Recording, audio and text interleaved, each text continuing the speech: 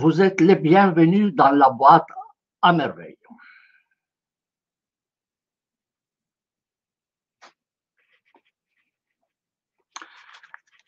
Je vous parlerai aujourd'hui de ma rencontre avec Hossein Fawzi. J'ai déjà fait une vidéo similaire en langue arabe. À la demande des auditeurs, certains auditeurs, je la fais aussi en français pour ceux qui ne comprennent pas l'arabe. Hossein Fawzi est une personnalité peu connue dans le monde occidental, mais aussi arabe.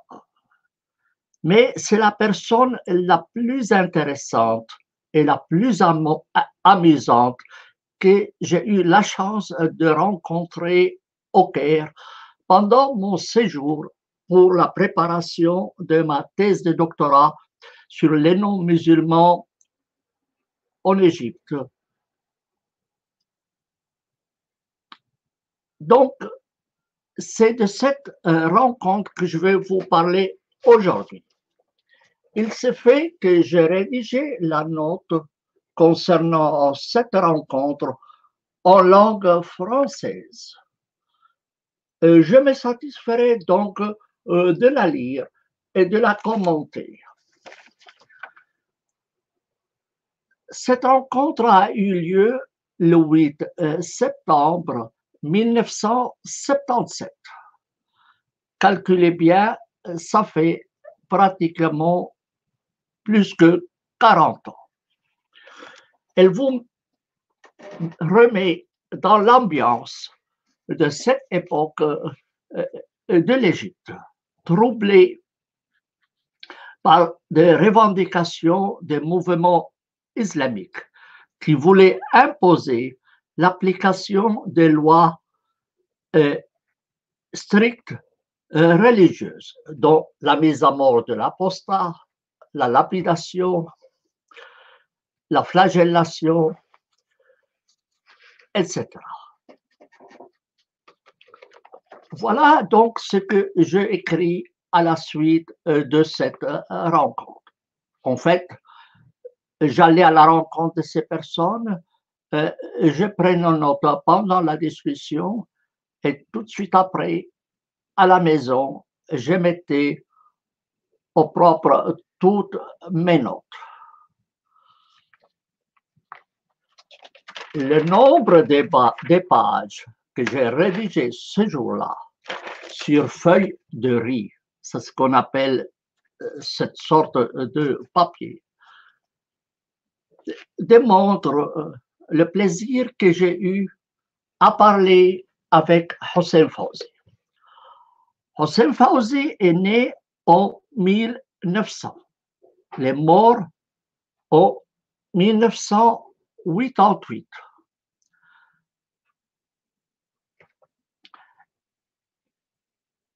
Il a obtenu sa licence en médecine et ensuite une licence en sciences de l'université de la Sorbonne et un diplôme de biologie maritime. Il a occupé la fonction de premier doyen de la faculté des sciences de l'université d'Alexandrie en 1942. Ensuite, il est devenu le président de cette université en 1945 et directeur de l'université des arts, appelée par la suite Académie des arts, entre 1965 et 68. Chaque vendredi, il présentait au public égyptien la musique occidentale à la radio du Caire. Il a écrit de nombreux ouvrages, Sindbad Asri, Hadith Sindbad al-Qadim, Sindbad al-Gharb, Al-Musiqa al-Symphonie, la musique symphonique, Beethoven, écrit sur Beethoven, etc. Malheureusement, à ma connaissance, aucun de ces livres n'a été traduit en langue étrangère. Et je pense qu'elles sont peu lues en notre temps.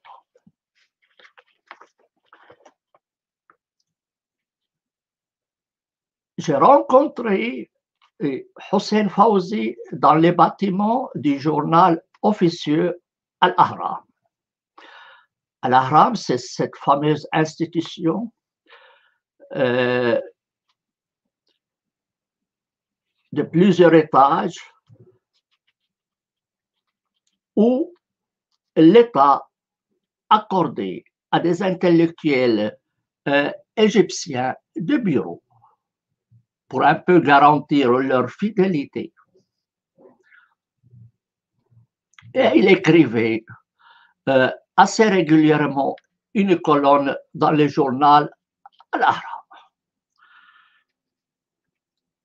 Ce bâtiment se trouve, ou se trouvait à ce moment-là, Shari' al-Jalal. Hossein Fawzi n'avait pas de bureau, mais on s'est rencontrés dans le bureau de Tawfiq el-Hakim. J'ignore si il a occupé ce bureau ou pas, mais c'est là où on s'est rencontrés. Donc, je vois ce monsieur qui était plus ou moins de ma taille, un peu plus fort. Et j'ai marqué en arabe sur mes feuilles un homme gentil, très très gentil.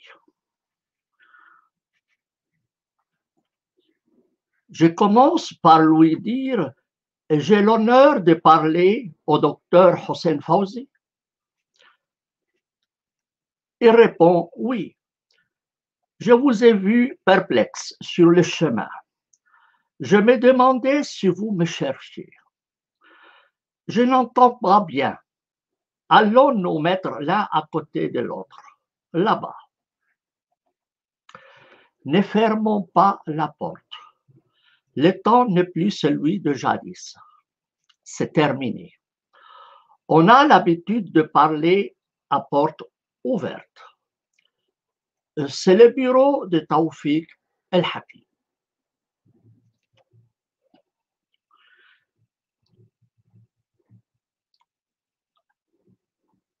Je lui dis: docteur, je désire vous poser certaines questions. Voilà mes papiers.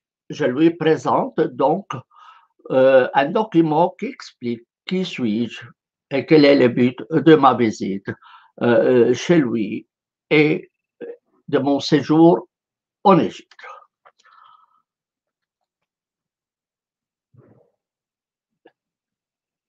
Il répond, après avoir lu le document: c'est très intéressant.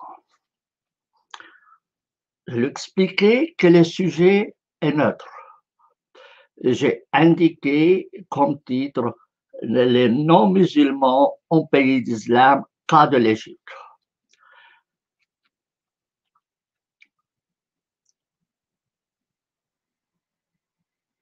Je lui ai dit que le titre véritable est la laïcisation. À propos de la demande palestinienne d'établir l'État laïque, tel qu'il pourrait aussi être appliqué en Égypte. Donc, l'idée de ma thèse était que les Palestiniens disaient en Occident qu'ils voulaient établir un État démocratique et laïque. Et la question qui s'est posée a supposé que l'Égypte soit la Palestine. Que faut-il faire pour faire de l'Égypte un État laïque? Qu'est-ce qui manque pour transformer l'Égypte, qui est un pays musulman, dont la Constitution indique que l'islam est religion d'État et les principes de la religion musulmane sont la source principale du droit. Donc, comment on peut faire d'un tel État un État laïque?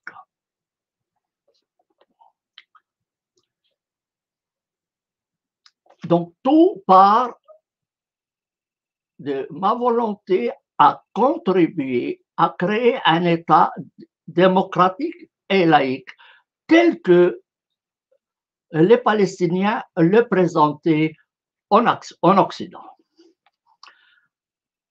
Après m'avoir écouté, Hossein Fawzi dit: oui, nous avons ici une catastrophe. Je ne sais pas où va le pays. C'est grave. La première fois que j'ai rencontré Kadhafi, je lui ai dit, c'était à l'Ahram. Je ne comprends pas qu'il y ait un État à la fin du XXe siècle qui dit encore qu'il y a pour l'État une religion. Avez-vous vu un État aller au pèlerinage à la Mecque, prier, aller au ciel ou descendre en enfer? L'État est une personne morale. Une petite explication s'impose ici. Un jour, Kadhafi prend son hélicoptère, il descend au Caire et dit à Sadat, j'ai envie de discuter avec les intellectuels égyptiens. Et Sadat lui dit, vous êtes les bienvenus. Il réunit quelques intellectuels égyptiens dans le bâtiment où on se trouvait.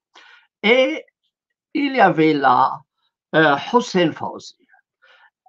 Un petit document a été publié sur cette rencontre que j'ai pu consulter. Et Hossein Fawzi me parle de cette rencontre donc avec Kadhafi et lui dit, je ne comprends pas qu'à la fin du XXe siècle, qu'il y a un État qui dit qu'il y a pour l'État une religion.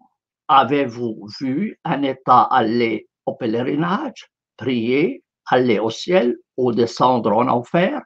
L'État est une personne morale. Voilà donc ce qui me rassurait. Et Hossein Fawzi ajoute, vous savez, c'est cheikh de l'Azhar. L'Azhar, c'est la principale institution du monde sunnite et musulman, un peu comme le Vatican pour les catholiques. Vous savez, ces cheikhs de l'Azhar sont un véritable malheur pour le pays. Nous avons un homme très intelligent. Il parle de Sadat. Mais ils le retiennent. Le peuple est très bien. Il arrive à arranger les choses. Mais le malheur, ce sont ces Azharites. Azharites, donc ceux qui tournent autour de l'Azhar, qui ont étudié à l'Azhar, les cheikhs de l'Azhar. Alors, il dit, le malheur, ce sont ces Azharites qui sont des gens complètement perdus. Voyez comment Hossein Fawzi a un regard absolument négatif de l'Azhar. Question. J'ai dû poser la question de la condition juridique des non-musulmans. Par exemple, l'islam ne reconnaît pas le mariage, la succession ne reconnaît pas le mariage entre un chrétien et une musulmane.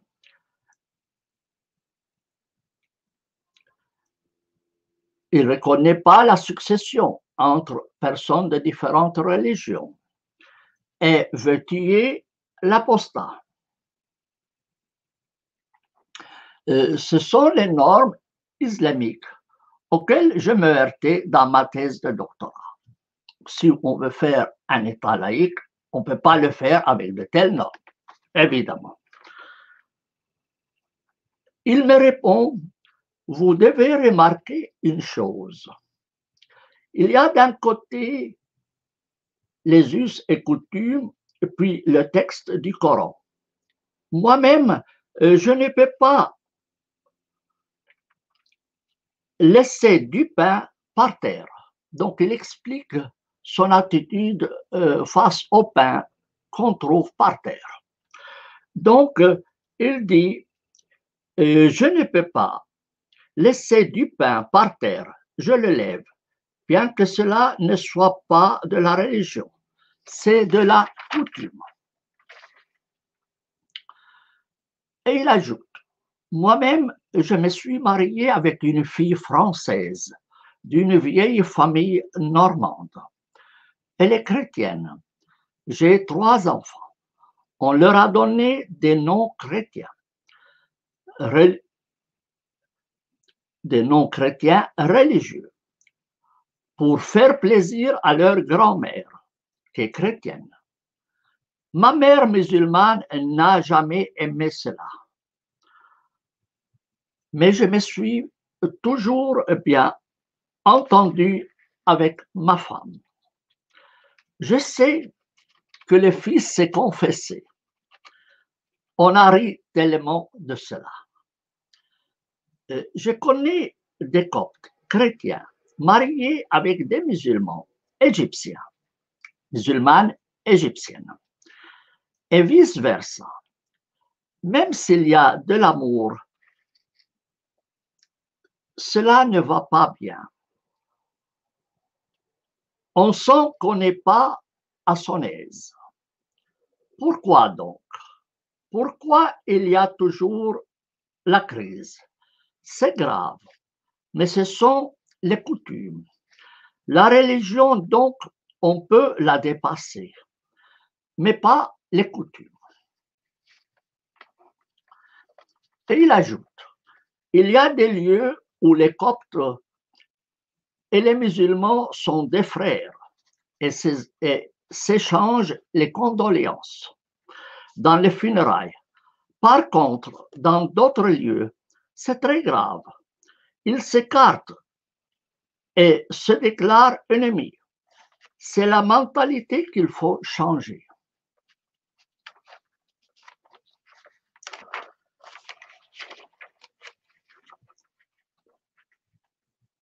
Question. J'ai en réalité un problème philosophique.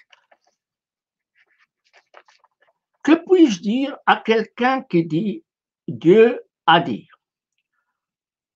Moi, je leur dis, à supposer que Dieu dit, il ne dit pas une chose pour toujours. Il change. Est-ce juste? Donc, la question, par conception musulmane, qui dit Dieu m'a ordonné de faire quelque chose. Et donc, je dois obéir. Et moi, je lui dis, il se peut qu'il ait dit quelque chose, mais il a aussi changé.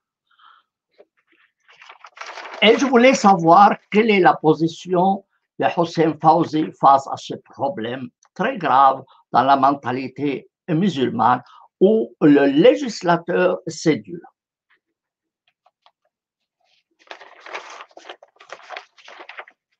Hossein Fawzi répond, c'est exactement ce qu'il faut dire. Prenez l'Arabie saoudite. C'est un pays arriéré. Ils peuvent bien couper les mains, mais nous sommes entrés en contact avec l'Occident depuis 1 siècle et demi. On ne peut pas couper les mains. On en parle tellement, mais on ne croit pas. Imaginez-vous l'Égypte couper les mains. C'est tragique, impossible. Pourquoi dit-il cela? Parce que la presse, y compris les journaux Al-Ahram a publié des projets de loi présentés par les milieux religieux musulmans dans lesquels ils disent noir sur blanc qu'il faut couper les mains des voleurs, tuer les apostats, lapider les adultères, flageller, etc. Il dit, cela, on en parle beaucoup, mais c'est impossible que cela se réalise en Égypte, qui est entré en contact avec l'Occident depuis un siècle et demi. Cela est possible en Arabie Saoudite, un pays arriéré, mais pas l'Égypte.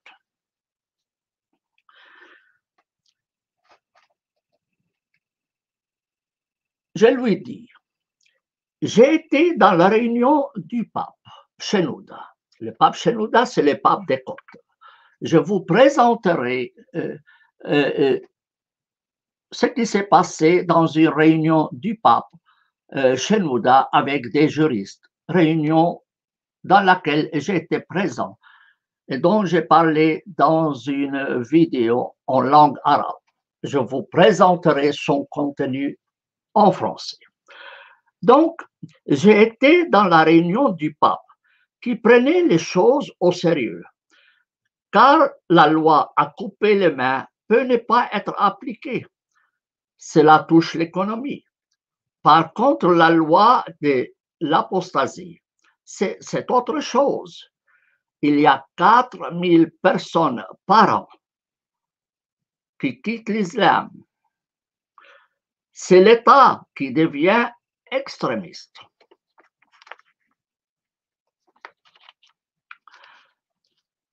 Il répond, oui, c'est vrai. J'ai un ami copte qui me parlait de tous ces problèmes. C'est grave. Cet ami m'a parlé des églises attaquées.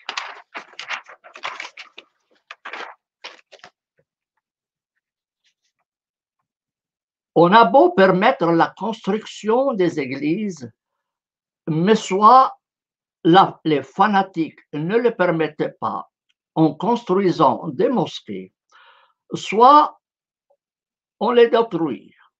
Les choses vont très mal de ce côté. Petite explication.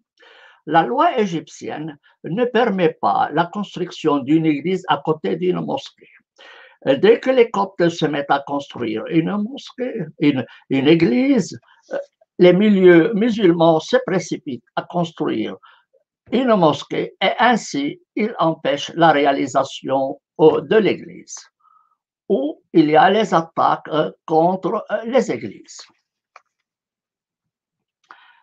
Je lui dis ce que dit le pape. Ô État, vous avez les moyens de communication dans vos mains. Pourquoi divisez-vous le pays? Pourquoi cette confessionnalisation? Nous sommes toujours fidèles. Nous n'avons pas de takfir ou hijra. Takfir ou hijra, c'est un mouvement extrémiste égyptien qui considérait tous les autres musulmans comme infidèles qu'il faut combattre. Donc, c'est une secte extrémiste égyptienne qui a commis des attentats en Égypte. Donc, le pape dit, nous n'avons pas de groupes pareils. Nous n'avons non plus de frères musulmans. Et Hossein Fawzi répond, vous savez qui sont Takfir ou Hijra? Vous connaissez ces Takfir ou Hijra? Ce sont les gens comme Abdel Halim Mahmoud. Abdel Halim Mahmoud était le cheikh de l'Azhar. Donc, pour lui, les gens de Takfir ou Hijra sont comme lui. Et comme les autres cheikhs, ce sont seulement un peu plus fous.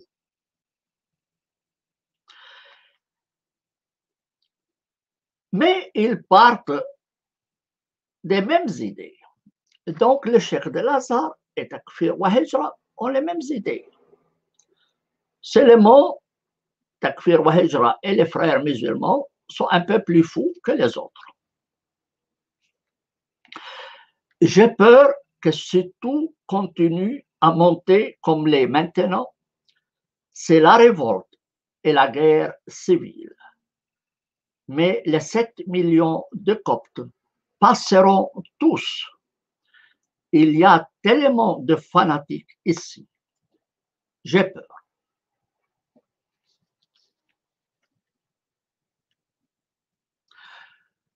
Je lui pose la question, croyez-vous que l'Arabie est derrière tout cela?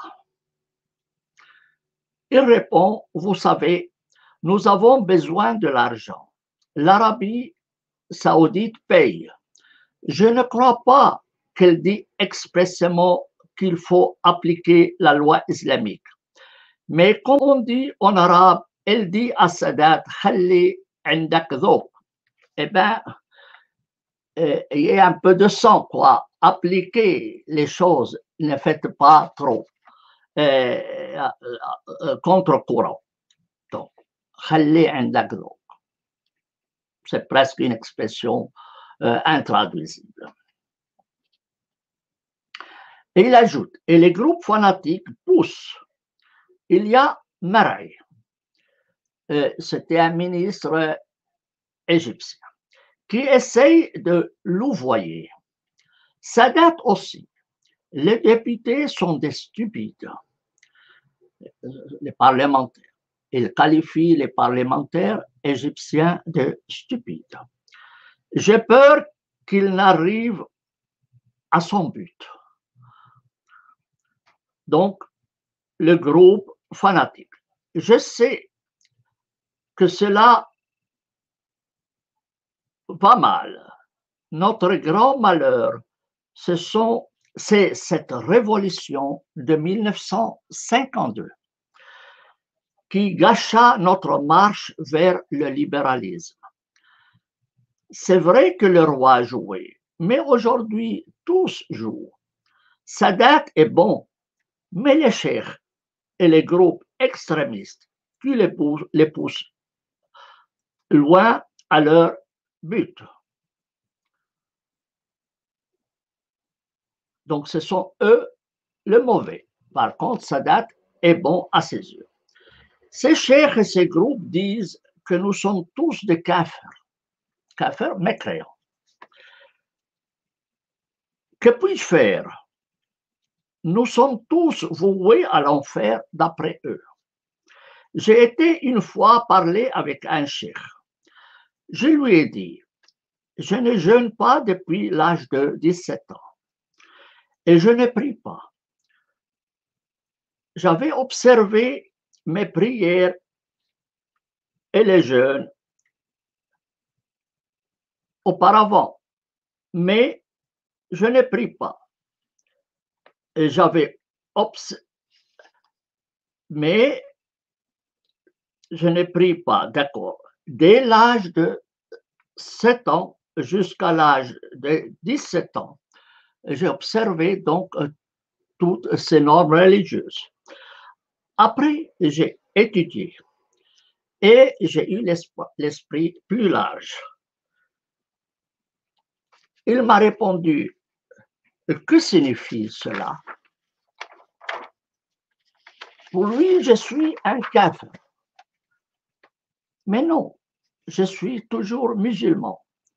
Je dis l'attestation de la foi. La voilà. On n'a rien contre moi. Donc, petite explication. Pour les musulmans, l'attestation de la foi fait preuve que vous appartenez à la communauté musulmane.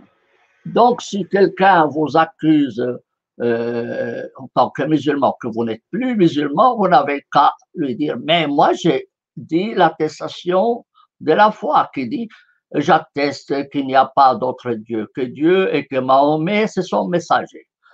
Et rien qu'à répéter cette phrase, c'est la preuve que la personne est musulmane.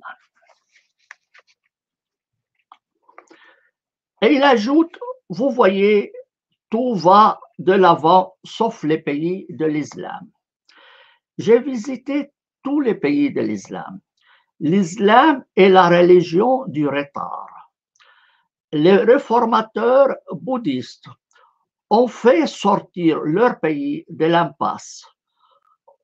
Mais ici, on est toujours attaché au texte de la religion. Ici, les gens tels que Mustafa Mahmoud,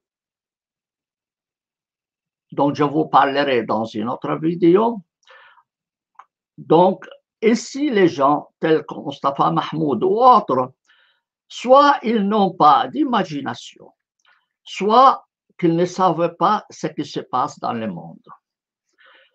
J'ai vu en Inde, la femme devait être brûlée. Petit à petit, on a pu écarter cette coutume. On exigea avant tout son accord. Les gens ont poussé. On exigea alors que l'accord soit fait devant les juges, à part, sans la masse. Et ainsi, on a fini avec cette coutume. Et si tout va mal,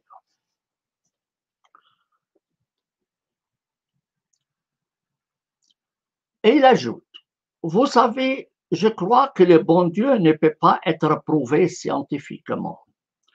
Laissons-le. Je crois que la science n'est qu'à son début. Qui sait ce qu'on découvrira demain? Je disais à mes élèves, ne me parlez pas de Dieu. La volonté de Dieu, c'est l'ensemble des lois de la nature. La Bible dit que Dieu travailla 6 jours, puis il a dormi pour toujours.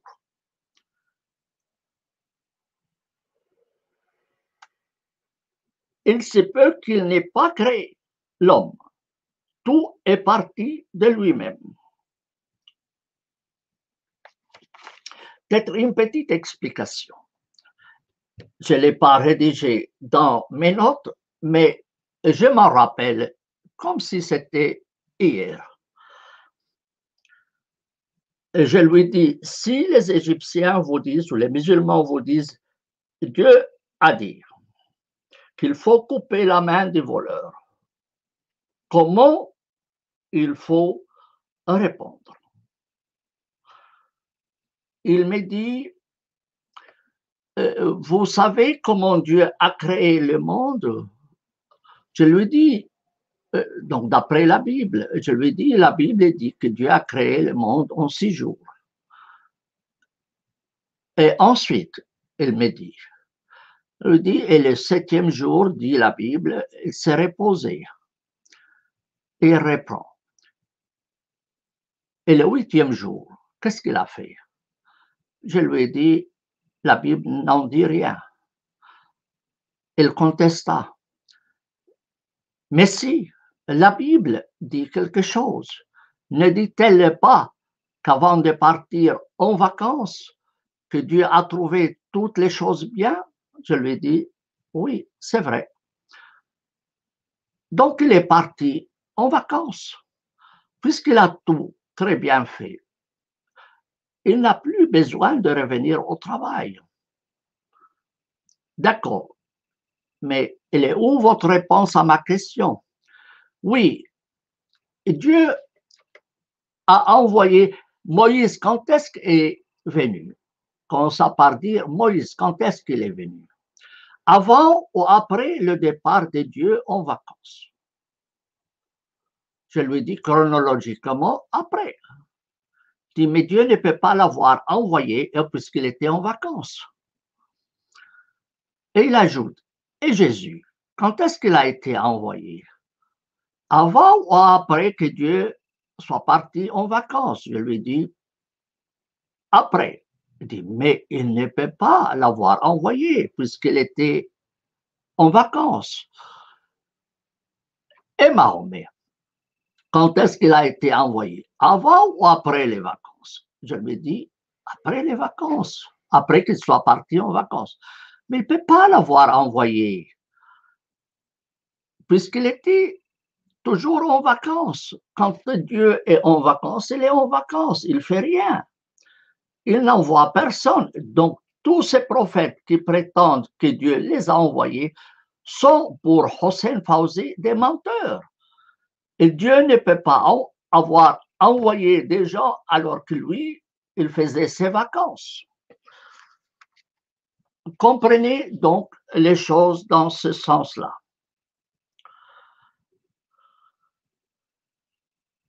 Je lui dis que c'est donc comme je le dis moi-même, à la lettre. Dieu ne fait rien.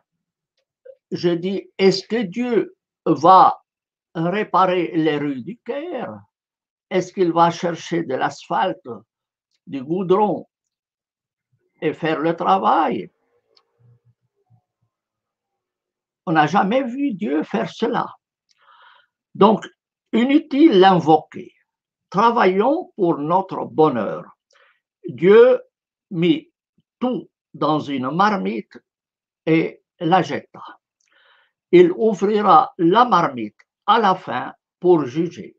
Ce sont mes propos. Et Hossein Fawzi répondit, c'est exactement la même chose. Question, que peut-on faire pour casser ces lois? Réponse, je crois qu'on ne peut pas casser ces lois. On doit par contre louvoyer. Il dit, on ne peut pas casser les lois religieuses, mais il faut louvoyer. Et je vois encore sa main zigzagant, qui faisait comme ça. Il faut louvoyer. Comme on fait dans les skis, on ne descend pas comme ça, on fait des petits détours.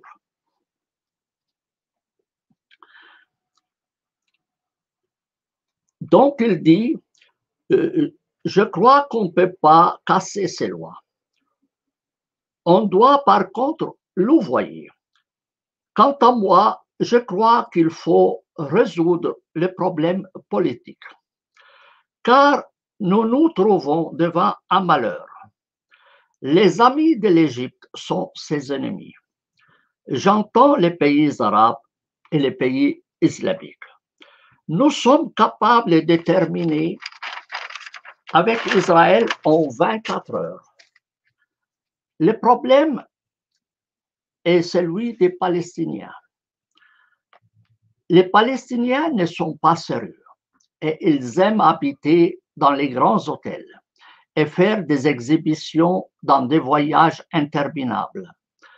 Nous avons vécu très bien avec les Juifs en Égypte. Je me rappelle, lorsque j'étais à Paris pour voir l'orchestre israélien, duquel on parle trop, mes amis juifs de jadis m'ont entouré. J'étais très touché. Je veux une Égypte neutre, comme l'Autriche. On voit ici un jugement très sévère à l'égard des Palestiniens.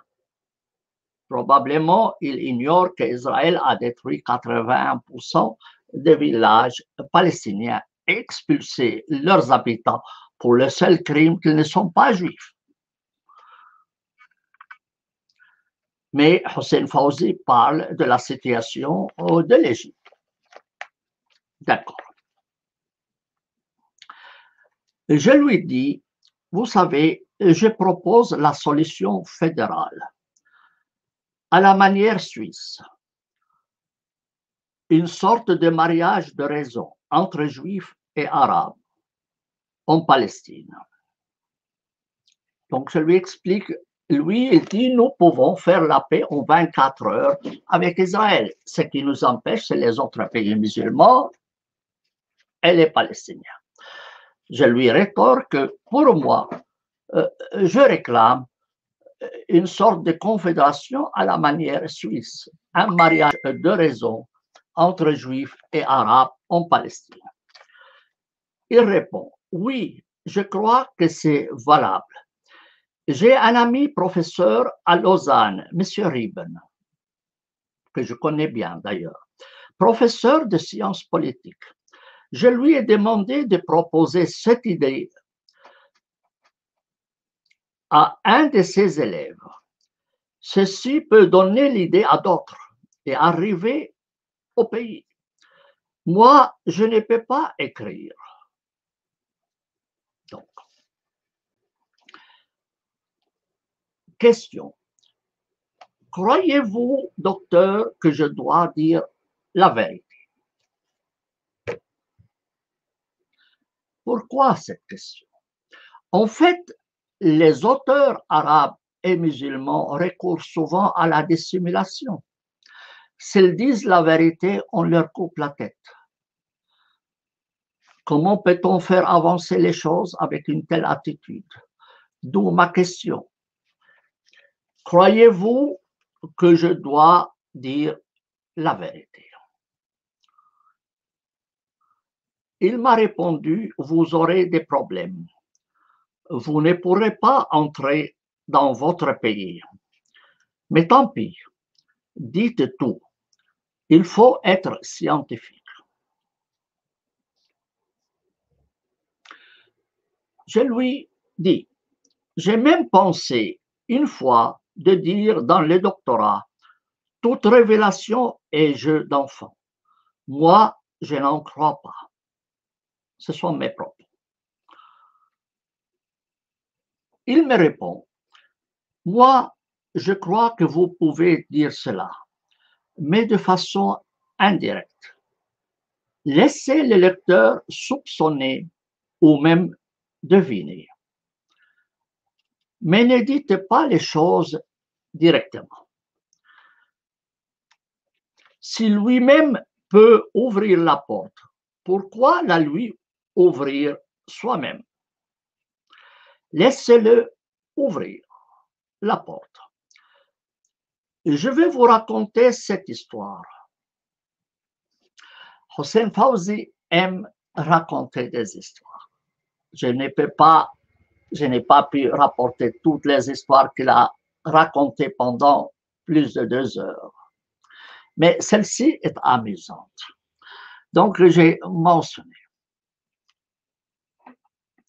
Donc, pour lui, il ne faut pas dire la vérité. Il faut dire la vérité, mais de façon indirecte.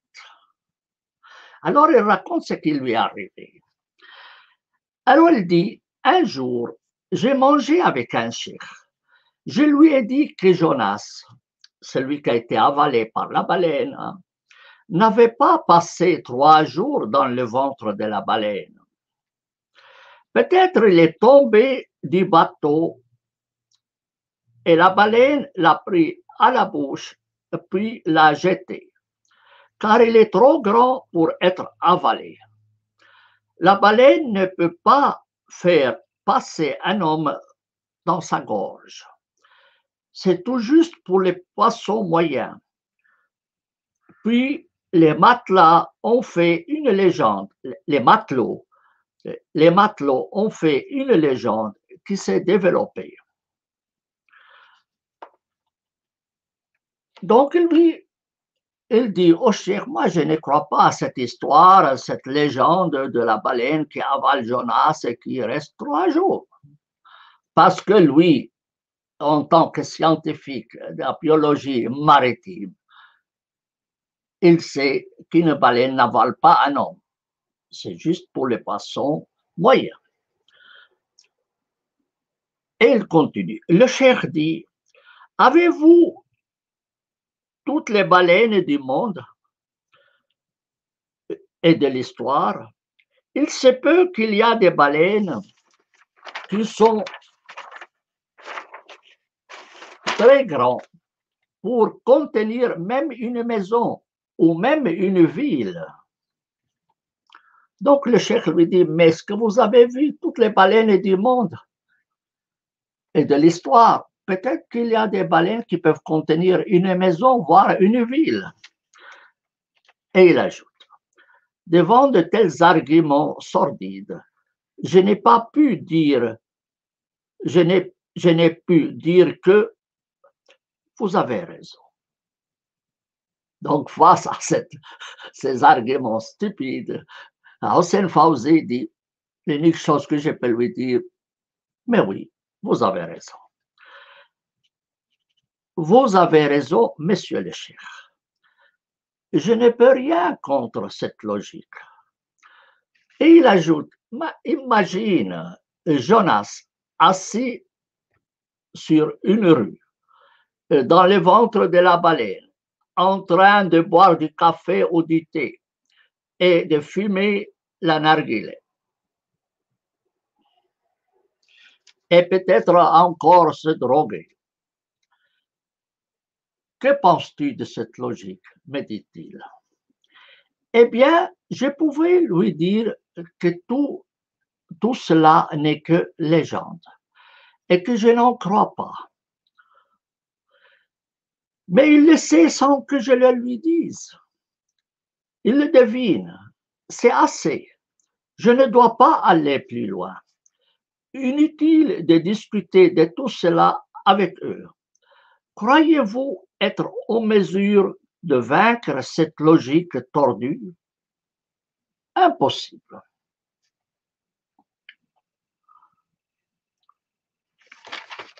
C'était la fin de la rencontre. Je lui ai dit que, puisqu'il avait des amis à Lausanne, s'il passait en Suisse, je voulais bien le rencontrer.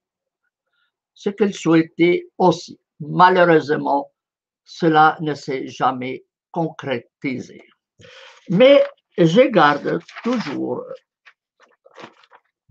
ce papier précieusement de notre rencontre avec ce grand intellectuel égyptien qui est malheureusement très peu connu. J'arrête ici cette vidéo.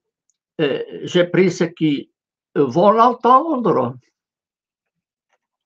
de mettre leurs commentaires, de s'abonner à ma chaîne, de cliquer sur la cloche pour qu'ils soient avisés des prochaines vidéos.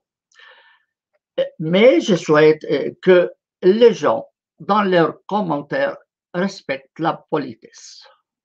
Il y a beaucoup de gens qui recourent aux insultes et cela n'est utile à personne.